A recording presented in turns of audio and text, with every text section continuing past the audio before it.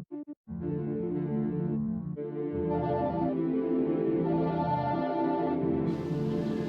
we're back in the Z for a quick video today. One of the things that I've never been the biggest fan of is this very dated early 2000s steering wheel. If you've ever seen them, you'll know that they didn't age the best. So what I got to swap it out with is a 370Z steering wheel. So it's the same diameter. It's supposed to be plug and play. I wanted to keep this still mostly stock-ish car for now. So that's what I'm gonna go with. We've already disconnected the batteries, so we're gonna get this pulled out and get the new one in. All right, so I'm popping off these little plastic pieces that are on the side of the steering wheel to get to the hardware to see what we have to deal with.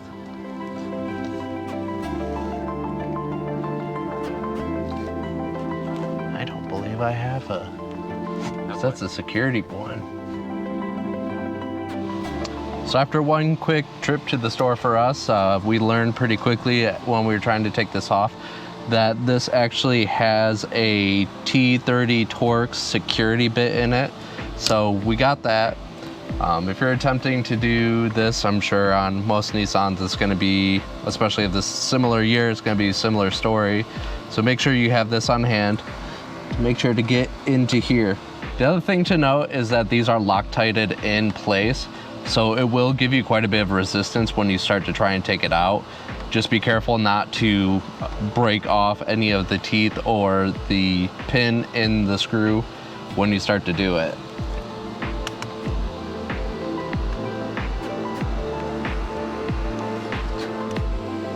All right, so now that I've got the airbag out, there's a nut holding on the actual steering wheel. It's a size 19. So next step, I locked it into the steering wheel lock position so that it'll stop spinning when I'm trying to break it free. And all we have to do is break this, which might take a bit, or not.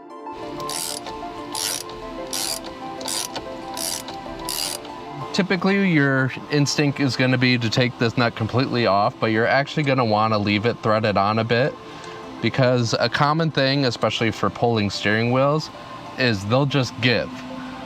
Problem with that is, if you don't have anything on there to stop it, it'll smack you right in the face.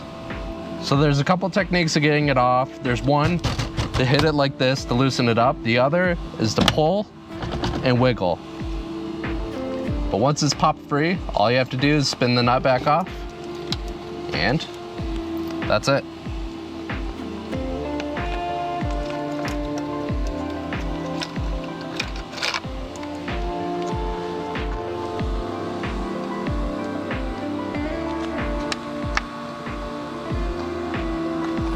All right, so the new wheel is in. The nice part was it was just the reverse order pretty much of taking the other wheel out. So now, as opposed to that fairly clunky looking wheel, I have this nice, little bit more sporty wheel. So pretty happy with that. All right, so we're done now. It's dark out. It was already getting dark out when we started though. So wasn't too bad, especially with going with another stock wheel. It fit right on, it had the same spline pattern and everything. I decided that I wanted to go with the 370Z wheel versus going with an aftermarket one, just simply because I want to retain some of the stuff like the cruise control, having radio controls, and also having an airbag. We're gonna wrap it up there for this short little video. Just wanted to bring you guys along, and if you want to see some more stuff, obviously always, give us a like, comment, and subscribe. We hit 100. We're really excited that we finally did, and we want to say thank you to you guys who chipped in and followed us along to get us there. So we hope to see even more people joining us, and we're gonna jump into other projects. We'll see you then. The CB3 fabrication hardtops for the ND Generation Miata are now available. If you are interested in ordering a hardtop, go to cb3fabrication.com.